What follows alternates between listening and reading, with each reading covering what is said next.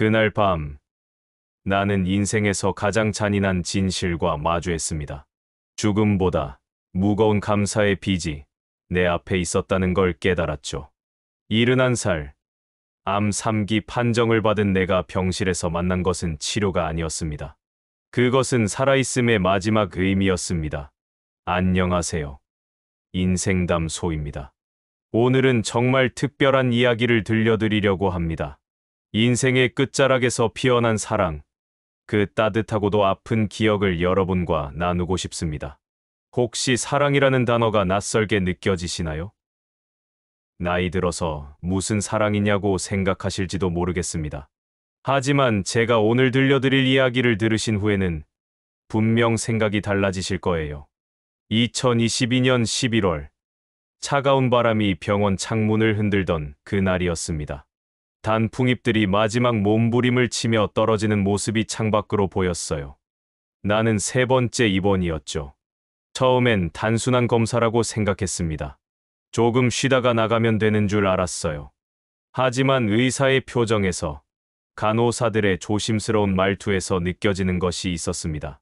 그들이 나를 바라보는 눈빛에는 동정과 안타까움이 서려 있었거든요. 마치 시한부 환자를 대하는 것 같은 그런 시선들이었습니다. 이곳이 내 마지막 정거장일지도 모른다는 불길한 예감이 점점 확신으로 바뀌어 갔어요. 병실은 4인실이었습니다. 창가 자리를 배정받았는데 아이러니하게도 그 창밖 풍경이 나를 더욱 우울하게 만들었어요. 낙엽이 떨어진 나무들은 앙상한 가지만 남겨놓고 있었고 회색빛 하늘은 언제 비가 내릴지 모를 정도로 무거워 보였습니다. 가끔씩 지나가는 사람들의 바쁜 발걸음을 보면서 나는 더 이상 저 바깥 세상과 연결되어 있지 않다는 생각이 들었어요. 마치 유리창 너머로 다른 세상을 구경하는 것 같은 기분이었습니다. 내 옆 침대는 비어 있었어요. 며칠째 아무도 오지 않는 그 침대를 보며 나 또한 언젠가는 저렇게 텅 빈 공간만 남게 될 거라는 생각이 들었습니다. 가족들의 연락은 점점 뜸해지고 있었거든요. 아들은 캐나다에서 사업을 하고 있어서 한국에 올 수 없다고 했고, 딸은 결혼 후 시댁 눈치를 본다며 자주 오지 못했습니다. 처음엔 이해한다고 했지만 시간이 지날수록 서운함이 쌓여갔어요. 손가락 끝이 점점 굳어가는 것을 느꼈습니다. 아침에 일어나면 손이 마치 얼어붙은 것처럼 뻣뻣했어요. 펜을 잡기도 힘들어졌고 물컵을 들 때마다 떨리는 손 때문에 물을 흘리기 일쑤였습니다. 간병인 아주머니가 도와주려고 하면 괜히 자존심이 상해서 혼자 하겠다고 고집을 부리곤 했어요. 하지만 결국 흘리거나 떨어뜨리게 되면 이런 내 모습이 초라하고 비참해 보였습니다. 밤이 되면 더욱 외로웠어요. 다른 환자들은 가족들이 와서 둘러앉아 이야기하는데 내 침대 주변은 항상 조용했거든요. 천장을 바라보며 이렇게 혼자 죽어가는 건가 하는 생각에 눈물이 났습니다. 그런데 셋째 날 오후, 복도에서 한 여인을 보게 되었습니다. 긴 머리를 단정하게 뒤로 묶고 검은색 카디건을 걸친 채 조용히 걸어가는 모습이었어요. 나이는 60대 중반쯤 되어 보였습니다. 키는 그리 크지 않았지만 등을 곧게 펴고 걷는 모습에서 품위가 느껴졌어요. 하지만 그녀의 걸음걸이에는 무거운 짐을 지고 있는 사람만이 가지는 그런 묵직함이 있었습니다. 마치 온 세상의 무게를 혼자 짊어지고 걷는 것 같은 그런 느낌이었어요. 매일 같은 시간, 오후 2시쯤이면 그녀가 복도를 지나갔습니다. 손에는 작은 보온병과 비닐봉지를 들고 늘 같은 방향으로 향했죠. 305호실. 나는 왜인지 모르게 그녀의 뒷모습을 계속 바라보게 되었습니다. 그녀가 지나간 후에는 은은한 향수 냄새가 남았어요. 무겁지 않은 은은하고 따뜻한 향기였습니다. 병원 특유의 소독약 냄새에 질렸던 터라 그 향기가 더욱 인상적으로 느껴졌어요. 어느 날 우연히 화장실에서 마주쳤습니다. 그녀는 세면대에서 손을 씻고 있었는데 거울 속 그녀의 얼굴에는 깊은 피로가 서려 있었어요. 눈가에 다크서클, 야윈볼, 그리고 뭔가 슬픔을 꾹꾹 눌러 담고 있는 듯한 표정이었습니다. 마치 오랫동안 울음을 참아온 사람의 얼굴 같았어요. 입꼬리는 습관적으로 살짝 올라가 있었지만 그 미소 뒤에 숨겨진 아픔이 느껴졌습니다. 그때 우리의 눈이 거울을 통해 마주쳤습니다. 그녀는 작은 미소를 지었어요. 억지로 짓는 미소가 아니라 정말 자연스럽고 따뜻한 미소였습니다. 그 미소에는 같은 처지의 사람을 알아보는 그런 공감이 담겨 있었어요. 나도 모르게 고개를 끄덕였죠. 그리고 그녀가 먼저 말을 걸어왔습니다. 오늘은 좀 괜찮으세요? 첫 번째로 건넨 인사였습니다.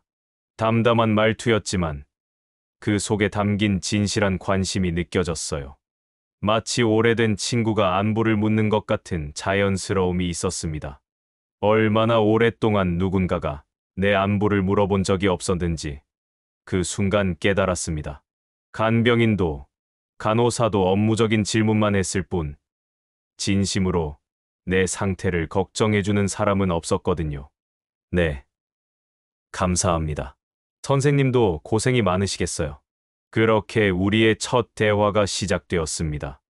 짧은 대화였지만 그 후로 하루 종일 그녀의 목소리가 귓가에 맴돌았어요. 며칠 후 나는 그녀가 매일 305호실로 향하는 이유를 알게 되었습니다. 그곳에는 그녀의 남편이 누워 있었어요. 뇌경색으로 쓰러진 지 5년째. 의식을 잃은 채로 말입니다. 간병인 아주머니에게 물어보니 그 남편은 한때 작은 카페를 운영하던 사람이었다고 했어요. 부부가 함께 손님들을 맞이하며 행복하게 살았는데 어느 날 갑자기 쓰러진 거라고 했습니다. 5년이라는 시간. 그 긴 시간 동안 매일 병원에 와서 의식 없는 남편을 돌보는 그녀의 마음이 어떨지 상상해 봤어요. 희망과 절망 사이에서 흔들리며 그래도 포기할 수 없어서 버텨온 시간들이었을 거예요. 어느 날 오후 면회실 벤치에서 우연히 나란히 앉게 되었습니다. 자판기에서 뽑은 커피 한 잔씩을 손에 들고 창밖을 바라보며 앉아 있었죠. 창밖으로는 병원 정원이 보였어요. 겨울이라 대부분의 나무들이 앙상했지만 그래도 몇 그루의 소나무가 푸르름을 유지하고 있었습니다. 그 소나무들을 바라보며 우리는 한동안 말 없이 앉아 있었어요. 그녀가 먼저 말을 꺼냈습니다. 이 병원 창밖은 계절이 유난히 느리게 가는 것 같아요. 정말 그랬습니다. 병원이라는 공간은 시간마저 멈춰 있는 듯한 느낌을 주었어요. 밖에서는 사람들이 바삐 살아가고 있을 텐데 여기서는 모든 것이 정지된 것 같았습니다. 마치 시간이 다르게 흐르는 별세계 같았어요. 맞습니다. 여기서는 하루가 일주일 같고 일주일이 한 달 같아요. 특히 밤이 되면 더 그런 것 같아요. 그녀가 작게 웃었습니다. 씁쓸한 웃음이었지만 그 웃음 속에서 나와 같은 마음을 가진 사람이라는 걸 느꼈어요. 같은 아픔을 알고 있는 사람만이 지을 수 있는 그런 이해의 웃음이었습니다. 저는 정미숙이라고 해요. 305호실에 남편이 입원해 있어서 매일 오고 있어요. 저는 박정수입니다. 307호실에 있어요. 앞으로 자주 뵙게 될 것 같네요. 그날부터 우리는 자연스럽게 그 벤치에서 만나게 되었습니다. 특별한 약속을 한 것도 아니었는데 오후 3시쯤이면 어김없이 그곳에서 마주쳤죠. 처음엔 간단한 안부 정도였지만 점점 더 깊은 이야기를 나누게 되었습니다. 병원 생활의 어려움, 가족들에 대한 이야기, 그리고 각자가 품고 있는 걱정들까지 말이에요. 미숙 씨는 남편과 함께 작은 카페를 운영하다가 남편이 쓰러진 후로는 모든 것을 정리하고 병원에만 다니고 있다고 했어요. 아이들은 모두 성인이 되어 각자의 삶을 살고 있었고 그녀는 혼자서 남편을 돌보고 있었습니다. 처음에는 곧 깨어날 거라고 믿었어요. 그래서 매일 와서 이야기하고 좋아하던 음악도 들려주고 했거든요. 그런데 1년, 2년이 지나도 변화가 없으니까 점점 지쳐가더라고요. 그녀의 목소리에는 깊은 피로감이 묻어 있었습니다. 5년이라는 긴 시간 동안 혼자 견뎌온 무게가 느껴졌어요. 가끔은 제가 더 아픈 사람 같아요. 몸이 아니라 마음이요. 그 말에 내 가슴이 먹먹해졌습니다. 그녀가 안고 있는 무게가 얼마나 무거운지 느껴졌거든요. 남편을 사랑하지만 동시에 이 상황에서 벗어나고 싶은 복잡한 마음. 그런 자신을 자책하면서도 어쩔 수 없는 현실 앞에서의 무력감. 그녀의 아픔이 고스란히 전해져 왔습니다. 시간이 흐르면서 우리는 서로의 이야기를 조금씩 털어놓기 시작했습니다. 나는 내 병에 대한 이야기를, 그녀는 남편을 돌보는 일에 대한 이야기를 들려주었어요. 나는 그녀에게 털어놓았습니다. 아이들과의 관계가 소원해진 것, 혼자 죽음을 맞이해야 한다는 두려움, 그리고 인생의 마지막이 이렇게 쓸쓸할 거라는 생각은 해본 적이 없었다는 것까지 말이에요. 젊을 때는 가족들에게 둘러싸여 평화롭게 세상을 떠날 거라고 생각했어요. 그런데 막상 이 나이가 되니까 아이들도 각자의 인생이 있고 저도 그들에게 짐이 되고 싶지 않고 결국 혼자구나 하는 생각이 들어요. 솔직히 말하면 죽는 것보다 혼자 죽는 게 더 무서워요. 마지막 순간에 손 한 번 잡아줄 사람이 없다는 게 정말 무섭거든요. 그녀는 조용히 내 이야기를 들어주었습니다. 판단하거나 성급한 위로의 말을 하려 하지 않고 그냥 묵묵히 들어주었어요. 때로는 고개를 끄덕이며 공감을 표하고 때로는 눈물을 글썽이며 함께 아파해 주었습니다. 그런 그녀의 모습이 고마웠습니다. 누군가가 내 이야기를 진심으로 들어준다는 것만으로도 마음이 한결 가벼워졌거든요. 미숙 씨도 자신의 이야기를 들려주었어요. 남편이 쓰러진 후에 혼란스러웠던 시간들, 경제적인 어려움, 그리고 무엇보다 정서적인 외로움에 대해서 말했습니다.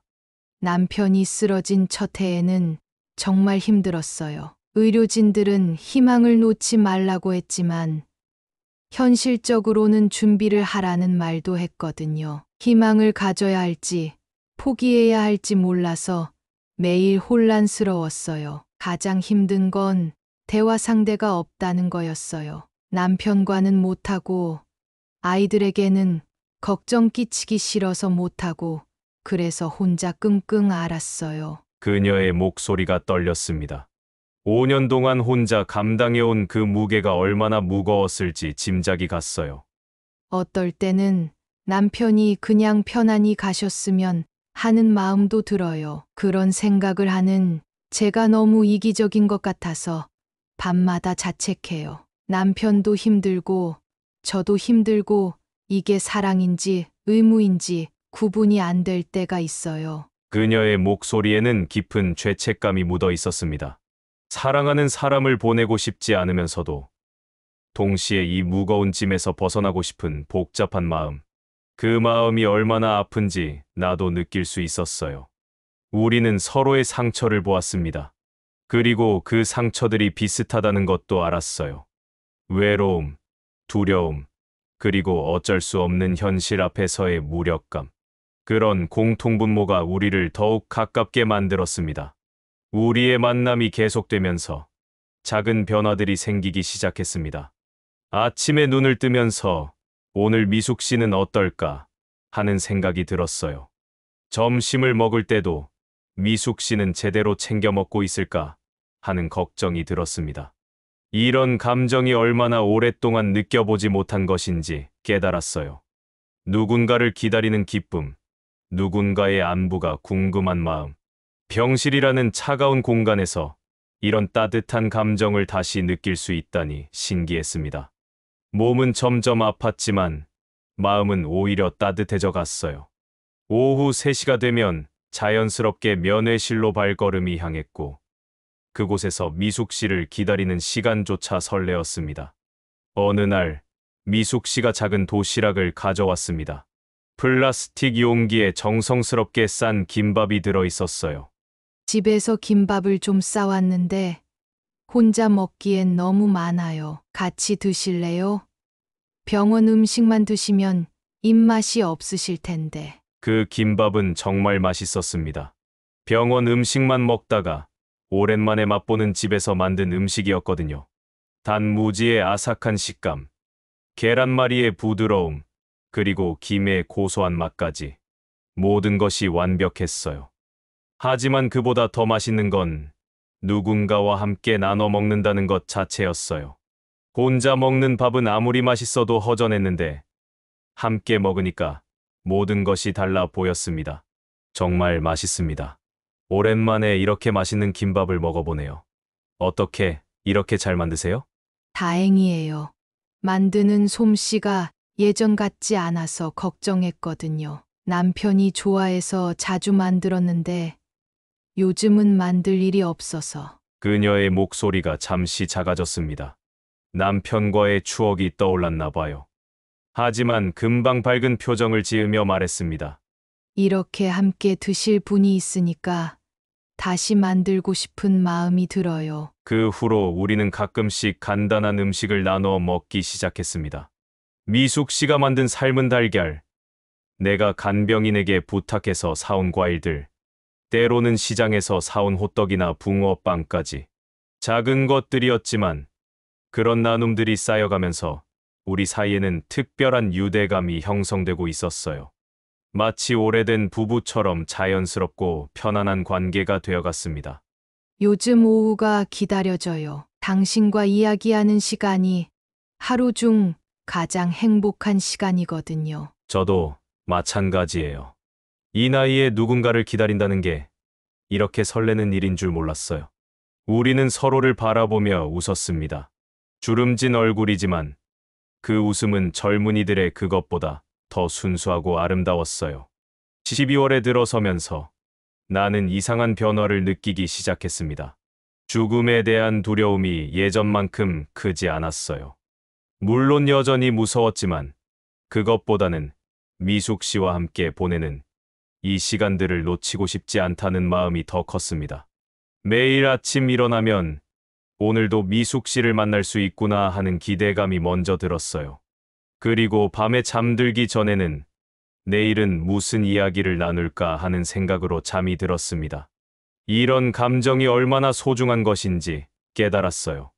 죽음을 앞둔 사람이 내일을 기대한다는 것, 누군가와의 만남을 설레는 마음으로 기다린다는 것, 그것만으로도 삶의 의미가 달라지는 것 같았습니다. 어느 날 저녁, 창밖에 첫눈이 내리고 있었습니다.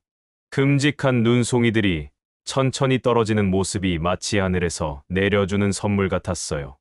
우리는 면회실 창가에 앉아 그 눈을 바라보고 있었습니다. 눈이 내리네요. 참 예쁩니다. 언제 본 적이 있는 것 같은데 이상하게 새로운 느낌이에요. 네, 정말 예뻐요. 예전에는 눈만 오면 남편이랑 눈사람 만들자고 조르곤 했는데 그때가 정말 행복했어요. 그녀의 목소리가 작아졌습니다. 과거의 추억들이 떠올랐나 봐요. 나는 조심스럽게 물어봤습니다. 남편분과는 어떻게 만나셨어요? 사랑 이야기를 들려주세요. 그녀가 작은 미소를 지으며 이야기를 들려주었습니다. 젊을 때 도서관에서 만났다고 했어요. 같은 책을 읽고 있다가 우연히 대화를 나누게 되었고, 그렇게 인연이 시작되었다고 했습니다.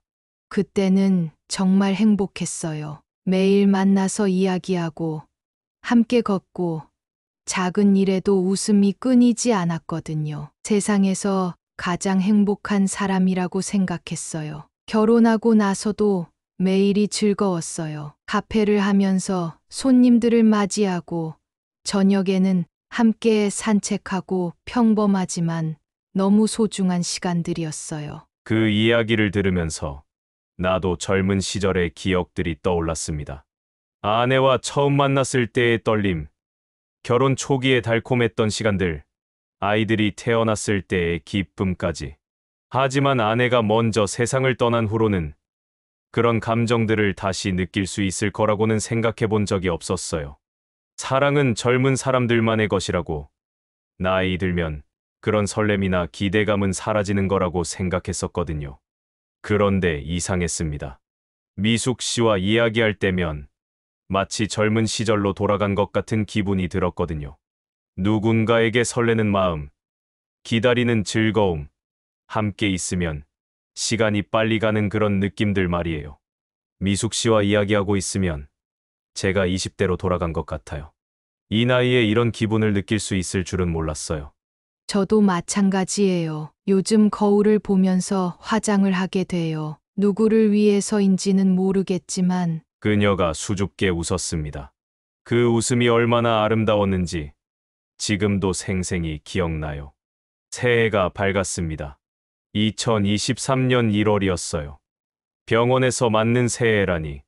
예전 같았으면 우울했을 텐데 이상하게 그렇지 않았습니다.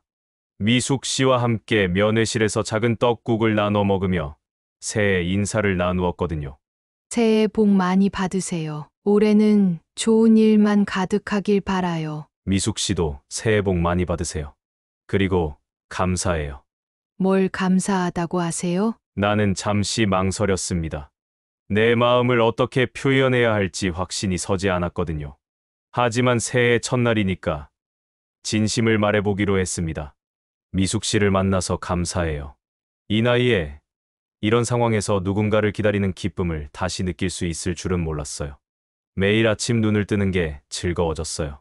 그녀가 놀란 듯 나를 바라봤습니다. 그리고 조용히 말했어요. 저도 당신을 기다리게 될 줄은 몰랐어요. 5년 동안 매일 이 병원에 왔지만 이렇게 행복한 적은 없었거든요. 그 순간 우리 사이에 흐르는 감정이 무엇인지 분명해졌습니다. 그것은 사랑이었어요. 나이도, 상황도, 조건도 상관없는 순수한 사랑이었습니다. 70대에 이런 감정을 느낀다는 게 신기했어요. 사람들은 늙으면 사랑도 시들해진다고 하는데 전혀 그렇지 않았습니다. 오히려 더 진하고 더 절실했어요. 남은 시간이 얼마 없다는 걸 알기 때문일까요? 사랑에는 나이가 없다는 말이 정말 맞는 것 같아요. 오히려 이 나이의 사랑이 더 순수한 것 같기도 하고요. 맞아요. 젊을 때의 사랑은 조건이나 계산이 섞여 있기도 했는데 지금은 그냥 순수하게 좋아요. 함께 있으면 마음이 편안해져요. 우리는 서로의 손을 조용히 잡았습니다. 주름지고 거친 손이었지만 그 손에 옮기는 젊은이들의 그것보다 더 따뜻했어요. 그날부터 우리는 자연스럽게 사랑한다는 표현을 쓰기 시작했습니다. 부끄럽거나 어색하지 않았어요. 오히려 당연한 것처럼 느껴졌습니다. 하지만 현실은 우리의 감정만큼 단순하지 않았습니다. 미숙 씨에게는 여전히 의식불명 상태의 남편이 있었고, 나에게는 점점 악화되는 병이 있었어요. 어느 날, 의사가 나를 따로 불렀습니다. 검사 결과가 좋지 않다는 이야기였어요. 암이 다른 장기로 전이되기 시작했다고 했습니다. 남은 시간이 그리 많지 않을 것 같습니다. 길어야 34개월 정도로 보입니다. 가족들과 충분히 시간을 보내시는 게 좋겠어요. 그 말을 듣는 순간 미숙 씨의 얼굴이 떠올랐습니다. 이제 얼마 남지 않은 시간을 그녀와 함께 보내고 싶었어요. 하지만 동시에 내가 떠난 후 그녀가 더 큰 아픔을 겪을까봐 걱정도 되었습니다. 며칠 동안 고민했어요. 미숙 씨에게 내 상황을 말해야 할지, 아니면 조용히 거리를 두어야 할지. 그런데 그녀는 이미 눈치채고 있었나 봅니다. 요즘 좀 힘드시죠? 표정이 예전 같지 않아요. 뭔가 걱정이 있으신 것 같은데. 그녀의 세심한 관찰력에 놀랐어요. 나는 별로 티를 내지 않으려고 했는데도 그녀는 내 마음을 알아차렸던 거예요. 나는 더 이상 숨길 수 없어서 솔직하게 말했습니다. 병이 악화된 것, 시간이 얼마 남지 않은 것, 그리고 그녀와의 시간이 얼마나 소중한지 말이에요. 미숙 씨와 함께 보내는 이 시간들이 내 인생에서 가장 따뜻한 시간이에요. 이런 상황에서 이런 말씀을 드리는 게 맞는지 모르겠지만 정말 사랑해요. 그녀의 눈에 눈물이 고였습니다. 하지만 울지는 않았어요. 대신 내 손을 조용히 잡아주었습니다. 저도 사랑해요. 그리고 마지막까지 함께 할게요. 혼자 두지 않을게요. 그녀의 약속이 얼마나 고마웠는지 모릅니다. 혼자 죽음을 맞이해야 한다는 두려움이 사라졌거든요.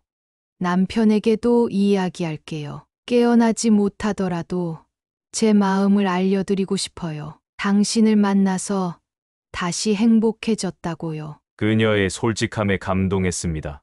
죄책감을 가질 수도 있었을 텐데 오히려 당당하게 자신의 감정을 인정하는 모습이 아름다웠어요. 그 후로 우리는 더욱 소중히 시간을 보냈습니다. 매일 만나서 이야기하고 함께 병원 정원을 걸었어요. 내 몸 상태가 허락하는 한에서 말이죠.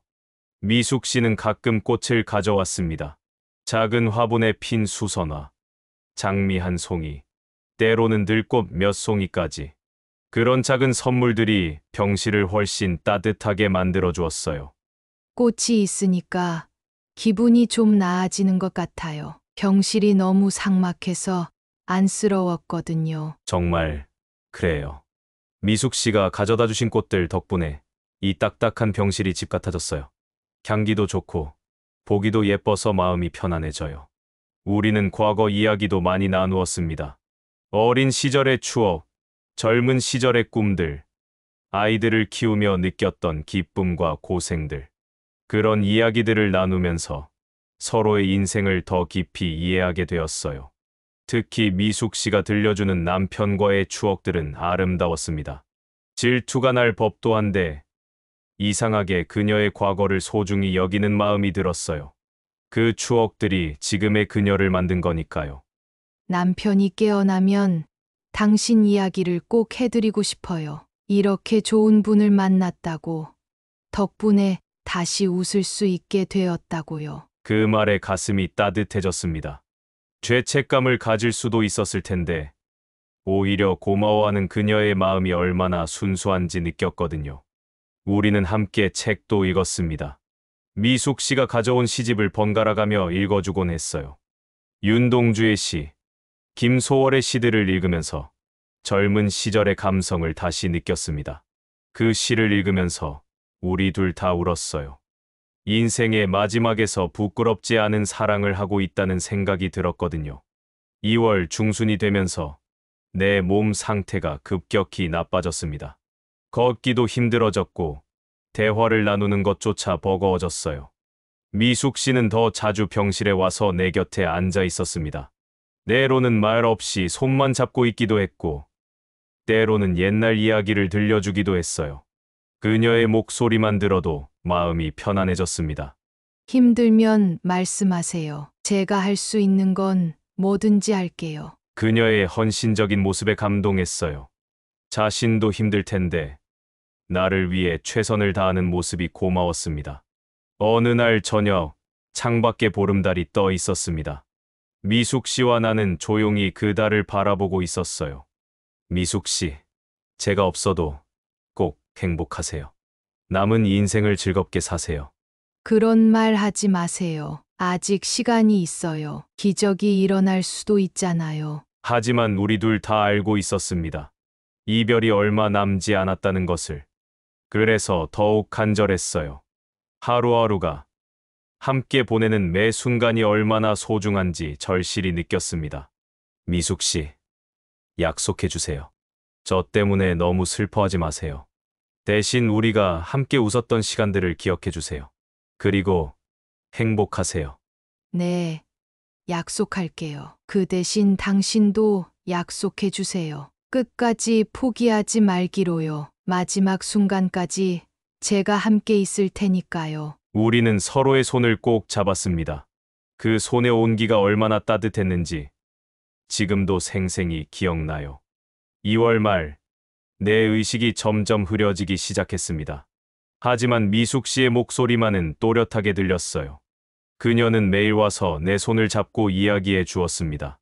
오늘 날씨가 참 좋아요. 봄이 오고 있나 봐요. 당신이 좋아하던 개나리가 피기 시작했어요. 노란 꽃이 정말 예뻐요. 의식이 있을 때면 그녀에게 고마움을 표현하려 했지만 목소리가 잘 나오지 않았어요. 대신 눈빛으로 손을 꼭 잡는 것으로 내 마음을 전했습니다. 우리가 처음 만났던 날을 기억해요. 화장실에서 마주쳤을 때요. 그때부터 뭔가 특별한 인연이라는 생각이 들었어요. 마지막 날 밤, 기적적으로 의식이 또렷해졌습니다. 미숙 씨가 내 곁에 앉아 있었어요. 그녀의 눈에는 눈물이 고여 있었지만 여전히 따뜻한 미소를 짓고 있었습니다. 미숙 씨, 당신을 만난 게 내 인생 최고의 선물이었어요. 마지막에 이런 사랑을 느낄 수 있게 해주셔서 감사해요. 사랑해요. 저도 사랑해요. 영원히 기억할게요. 당신 덕분에 다시 살아있다는 걸 느꼈어요. 그렇게 나는 사랑하는 사람의 품에서 조용히 눈을 감았습니다. 두려움 없이 평화롭게 말이에요. 이 이야기는 병원에서 실제로 만난 두 분의 이야기를 바탕으로 재구성한 것입니다. 그분들을 통해 배운 것은 사랑에는 나이가 없다는 것이었어요. 사람들은 종종 말합니다. 늙어서 무슨 사랑이냐고. 하지만 저는 이 이야기를 통해 말하고 싶습니다. 오히려 인생의 끝자락에서 만나는 사랑이 더욱 순수하고 깊을 수 있다고 말이에요. 병실이라는 차가운 공간에서 피어난 따뜻한 사랑, 죽음이라는 절망적인 상황에서 발견한 삶의 의미. 그것이 바로 인간의 위대함이 아닐까요? 미숙 씨는 지금도 남편을 돌보고 계십니다. 하지만 예전과는 다른 마음으로요. 누군가를 진심으로 사랑했던 기억, 누군가에게 사랑받았던 경험이 그녀를 더욱 강하게 만들어 주었거든요. 그녀는 말했습니다. 정수 씨와의 사랑이 남편에 대한 사랑을 배신하는 것이 아니라 오히려 사랑이 무엇인지 더 깊이 깨닫게 해주었다고 말이에요. 때로는 이별이 만남보다 더 큰 선물이 될 수 있습니다. 그 짧은 만남이 남은 인생 전체를 바꿔놓을 수 있으니까요. 여러분도 혹시 지금 어려운 시간을 보내고 계시나요? 혹은 사랑할 수 있는 나이가 지났다고 생각하고 계시나요? 이 이야기가 여러분에게 작은 희망과 용기를 드릴 수 있었으면 좋겠습니다. 인생은 마지막 순간까지 우리에게 놀라운 선물을 준비하고 있을지도 모르니까요. 70대, 80대라고 해서 사랑이 불가능한 것은 아닙니다. 오히려 그 나이의 사랑이 더욱 진실하고 아름다울 수 있어요. 오늘도 인생담소와 함께 해주셔서 진심으로 감사합니다. 이런 깊이 있는 이야기들을 계속해서 여러분께 들려드릴 수 있도록 구독과 좋아요 버튼을 눌러주시면 정말 큰 힘이 됩니다. 여러분의 소중한 구독과 좋아요가 저에게는 더 좋은 이야기를 발굴하고 전해드릴 수 있는 원동력이 됩니다. 그리고 댓글로 여러분의 생각이나 비슷한 경험을 나누어 주시면 더욱 의미 있는 시간이 될 것 같아요. 다음에는 또 어떤 따뜻한 이야기로 찾아뵐지 벌써부터 기대됩니다. 여러분의 인생에도 따뜻한 사랑과 소중한 만남들이 가득하기를 바라며 다음 이야기에서 또 만나 뵙겠습니다. 건강하시고 행복하세요. 감사합니다.